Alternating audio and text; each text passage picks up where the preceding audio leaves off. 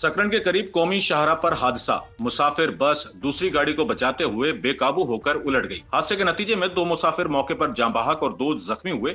बस में सवार मजीद 5 अफराद को मामूली चोटें आईं। मोटरवे पुलिस ने रेस्क्यू इदारों की मदद से शदीद जख्मियों को फौरी तौर पर अस्पताल मुंतकिल किया, जहां उन्हें तिब्बी इमदाद की फराहमी का सिलसिला जारी है। हादसे की इतलात पर national highways and motorways police, मुकामी पुलिस और रेस्क्यू टीमों ने मौके पर पहुंचकर फौरी रेस्क्यू ऑपरेशन शुरू किया, जहां मामूली जख्मियों को इब्तदाई तिब्बी इमदाद के बाद दूसरी सवारी के जरिए मंजिल की तरफ रवाना कर दिया गया। सचल न्यूज़ नेटवर्क की वीडियोस में खुशामदीद। नाजरीन, वीडियो से मुतालिक अपनी कीमती राय का इजहार कमेंट बॉक्स में ज़रूर करें और चैनल को सब्सक्राइब करें।